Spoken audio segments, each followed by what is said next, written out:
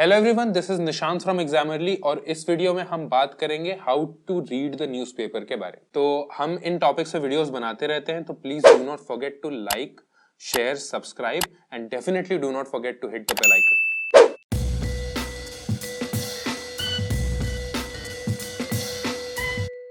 तो जैसा आप जानते हैं, current affairs is a very very important portion of your UPSC preparation. आपकी करंट अफेयर्स की नॉलेज प्रीलिम्स, मेंस और इंटरव्यू में भी टेस्ट होती है। करंट अफेयर्स की आपकी जो बेस्ट सोर्स होती है वो है न्यूज़पेपर, और न्यूज़पेपर में हर दिन बहुत सारे आर्टिकल्स आते हैं। जान पाना कि कौन से आर्टिकल्स पढ़ने हैं और उन आर्टिकल्स में क्या पढ़ना है, ये बहुत ही इंपॉर्टेंट हो जाता है। और जब भी लोग अपनी प्रिपरेशन शुरू करते हैं तो this is one of the things जिसके साथ वो सबसे ज्यादा स्ट्रगल करते हैं। तो सबसे पहली चीज है, जब आप अपनी ओवरऑल यूपीएससी की प्रिपरेशन शुरू कर रहे हैं, तो सबसे पहली चीज है start with a very limited sources. इस वजह से बिकॉज अगर आप बहुत ज्यादा सोर्सेज के साथ इनिशियली शुरू करेंगे, यानी कि अगर आप 2-3 न्यूज़पेपर्स पढ़ रहे हैं और 2-3 वेबसाइट्स चेकआउट कर रहे हैं, तो आपको काफी ज्यादा दिक्कत होगी। तो किसी भी एक वेबसाइट को लीजिए और किसी भी एक न्यूज़पेपर को। इस चीज को दिमाग में रखिए कि अगर कोई भी इशू इंपॉर्टेंट है तभी यूपीएससी उस पर क्वेश्चन पूछेगा, और अगर कोई इशू इंपॉर्टेंट है, मेजॉरिटी वेबसाइट्स और हर न्यूज़पेपर उसे आज नहीं तो कल, हो सकता है थोड़े दिन बाद, कवर जरूर करेगा। तो इस चीज को लेके आप बिल्कुल परेशान ना रहिए कि आपका मिस आउट हो जाएगा, बिकॉज ऑन एन एवरेज आपको एक दिन में 4 से 5 आर्टिकल्स पढ़ने हैं। यूपीएससी की आपकी प्रिपरेशन लगभग 300 से 400 दिन चलने वाली है, तो इस ड्यूरेशन में आप 1500 से 2000 आर्टिकल्स पढ़ लेंगे। 4-5 आर्टिकल्स भी अगर आप हर दिन पढ़ रहे हैं और उन चीजों को अपने दिमाग में रखते जा रहे हैं, तो that will be sufficient knowledge for all stages of the exam. और यूपीएससी में ऐसा कंपलसरी नहीं होता है कि आपको हर एक क्वेश्चन लगाना है। आपका प्रीलिम्स और मेंस का दोनों का ही कट ऑफ 50% के आसपास ही रहता है। तो अगर कुछ चीजें मिस आउट भी होती हैं तो उसको लेके आपको टेंशन नहीं लेनी है। जितना आपको आता है उतना अगर आप अच्छे से करेंगे तो आप कट ऑफ बहुत ही कंफर्टेबली क्लियर कर सकते हैं। तो इस चीज को सबसे पहले अपने दिमाग में रखिए। सबसे पहली चीज है कि जो भी आपको आर्टिकल्स पढ़ने हैं वो कौन से होने चाहिए, इसकी जजमेंट करने के लिए आपको 2 चीजें सीखनी पड़ेगी। पहले तो जो आपका मेंस का सिलेबस है वो काफी डिटेल्ड है, उस सिलेबस को लीजिए। उस सिलेबस में जितनी भी टर्मिनोलॉजीज हैं उनको थोड़ा सा अंडरस्टैंड कीजिए। उनको अंडरस्टैंड करने का सबसे सिंपल तरीका है, जो भी टर्मिनोलॉजी हो उस टर्मिनोलॉजी को आप गूगल कीजिए। उस टर्मिनोलॉजी के साथ में आप यूपीएससी लिख के गूगल कीजिए।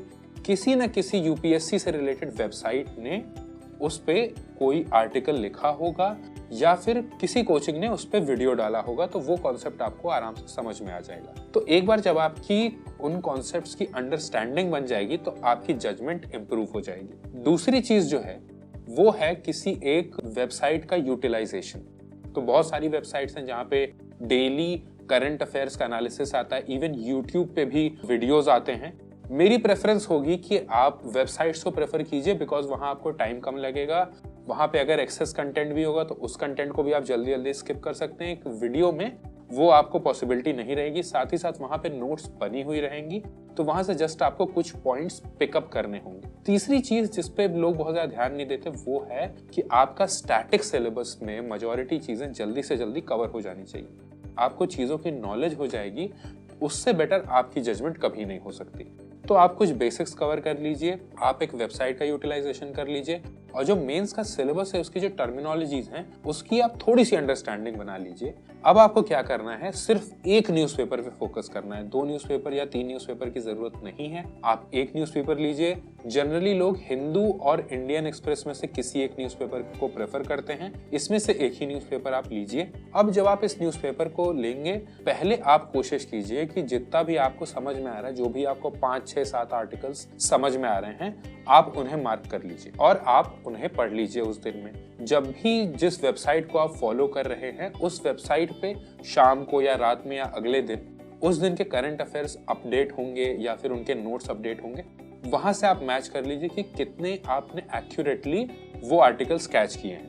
तो उसमें से 1-2 आर्टिकल्स आपके जो मिस हो रहे हैं उन आर्टिकल्स को आप पढ़ सकते हैं, और जो आपने आर्टिकल्स एक्स्ट्रा पढ़ लिए उनको फिर आप इग्नोर कर सकते हैं। ये प्रोसेस कुछ दिन तक चलेगी। ये हिट एंड ट्रायल की प्रोसेस है, थोड़ी बहुत मिस्टेक्स होंगी, बट इससे आपकी जजमेंट बिल्ड होती जाएगी। आप खुद से डिसीजन मेकिंग करना सीख जाएंगे और कुछ टाइम में आप खुद से सारे ही आर्टिकल्स पिक कर ले जाएंगे जो कि इंपॉर्टेंट है। सिर्फ और सिर्फ वेबसाइट के भरोसे इस वजह से नहीं रहना चाहिए बिकॉज वो आर्टिकल्स को पढ़ने के बाद की समरी डालते हैं। तो जिस भी पर्सन ने वहां समरी डाली उसने पहले उस आर्टिकल को पढ़ा है और समझा है। तो ये प्रोसेस, ये जो लर्निंग के प्रोसेस है वो आप गो थ्रू नहीं कर पाएंगे, आप उसके थ्रू नहीं जा पाएंगे, तो वो आर्टिकल बहुत अच्छे से आप अब्जॉर्ब नहीं करेंगे, उसकी जो नॉलेज है आप उसको अब्जॉर्ब नहीं करेंगे।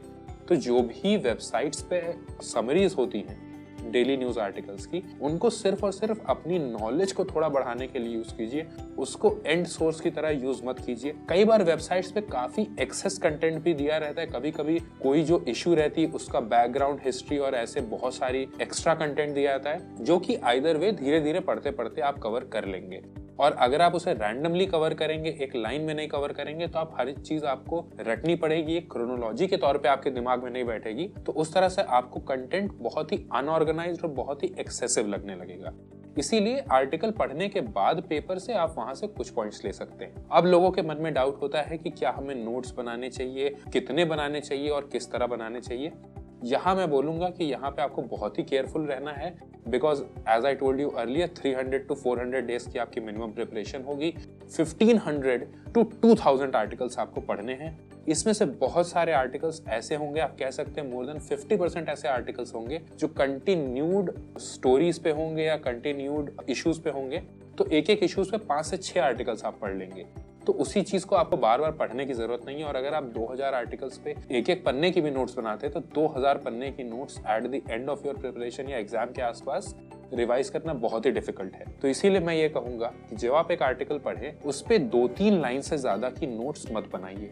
आपको शायद अभी कम लग रहा होगा लेकिन इतने सारे 1000 आर्टिकल्स होने के बाद ये जो कंटेंट है ये अच्छा खासा हो जाएगा। और नोट्स बनाने के पीछे ये पर्पस नहीं होना चाहिए कि आपको वो नोट्स बार बार पढ़नी है या बार बार रिवाइज करनी है, बिकॉज हर मंथ के एंड पे कुछ कोचिंग्स हैं जो कि काफी अच्छी कंपाइलेशन दे देती हैं। वहां से भी जो इश्यूज जिन पे 5, 6 या 10 आर्टिकल्स आए हैं 1-2 महीने के अक्रॉस, वहां से आप उनका एक फाइनलाइज समरी ले सकते हैं, उससे आपका काम चल जाएगा। आपका फोकस यहाँ पे नोट्स बनाने का ये है कि आप उस आर्टिकल को बहुत ही ध्यान से पढ़ें, बहुत ही सीरियसनेस के साथ पढ़ें और आप फोकस करें कि उसमें मेन पॉइंट्स क्या है आपको कवर करने के लिए। तो नोट्स का आपका इतना ही यूटिलाइजेशन है। ऑल्सो मंथ के एंड पे जो आप इन कोचिंग्स के कंपाइलेशन को पढ़ेंगे तो उससे आपको ये भी एडवांटेज रहेगा कि जस्ट इन केस आपके एक न्यूज़पेपर पढ़ने की वजह से आपको ये डर लग रहा है कि कुछ इंपॉर्टेंट इश्यूज आपसे मिस हो जाएंगी, तो ये कोचिंग्स के जो कंपाइलेशन हैं इनसे आपकी जो मिस हुई इश्यूज हैं जो कि जनरली होंगी नहीं, फिर भी ऐसा कुछ भी केस होता है तो वो आपकी कवर हो जाएंगी। तो having one website, one newspaper and following the compilation of just one coaching is sufficient. Making notes of just about 2 to 3 lines on one article, मैं तो कहूंगा कि 1 से 2 लाइन से ज्यादा की नोट्स बनानी ही नहीं चाहिए, बिकॉज मेजॉरिटी आर्टिकल्स में इससे ज्यादा इंपॉर्टेंट कंटेंट बहुत ही कम होता है। अब बात आती है कि कौन कौन सी चीजें छोड़नी है। कुछ ऐसी चीजें हैं जो जनरल होती हैं, जो हमेशा लीव करनी है, उन पे बिल्कुल भी ध्यान नहीं देना है और ये आप कुछ फुटनोट्स की तरह रख सकते हैं या आपका रूल ऑफ थंब है। तो पहली चीज है स्पोर्ट्स को लेके या अवार्ड्स को लेके अब यूपीएससी कोई क्वेश्चन नहीं पूछता है। ये ऐसे सेक्शंस है जो आप सीधे छोड़ सकते हैं।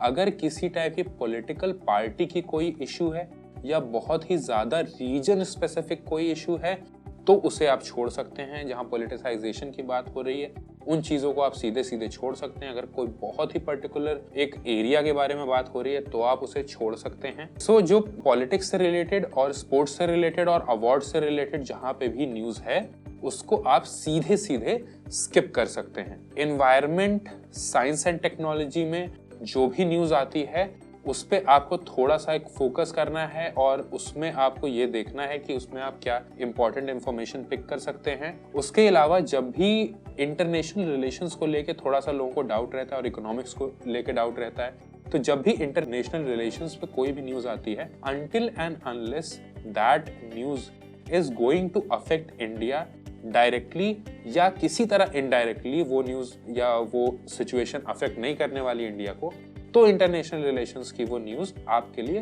रिडंडेंट या यूजलेस हो जाती है। इकोनॉमिक्स में अगर स्पेसिफिक कंपनीज को लेके बात हो रही है तो वो न्यूज आपके लिए यूजलेस हो जाती है। जब आप एडिटोरियल जो होता है आपका, वो बहुत ही इंपॉर्टेंट होता है। एडिटोरियल में भी आपको देखना है 2-3 लाइन देख के कि क्या वो न्यूज ऐसी है जो किसी भी मेंस का आपका जो टॉपिक्स है या जो भी आपके कीवर्ड्स हैं उनके अंडर में फिट होती है। ऐसी न्यूज को ही आपको पढ़ना है। बाकी की चीजें आप जैसे जैसे धीरे धीरे पढ़ते जाएंगे over the course of 15 to 20 days, धीरे धीरे आपकी एक्यूरेसी इंप्रूव होगी। धीरे धीरे आप ये सीखते जाएंगे कि कौन कौन से न्यूज आर्टिकल्स को पिकअप करना है और ऐसे आप सीखते जाएंगे। ऑल्सो अगर आपको शुरू में न्यूज आर्टिकल्स आइडेंटिफाई करने में अभी भी दिक्कत आ रही है तो आप हमारा टेलीग्राम या इंस्टाग्राम पेज या इवन फेसबुक पेज फॉलो कर सकते हैं। हम सुबह 10 बजे तक उस दिन की द हिंदू की जो भी इंपॉर्टेंट न्यूज होती है, up to a maximum of 5 articles, हम उनका टाइटल शेयर कर देते हैं। आप सीधे जाके उन्हें पढ़ सकते हैं। That's it from us in this video. Hope you liked it and we have been able to help you. Thank you.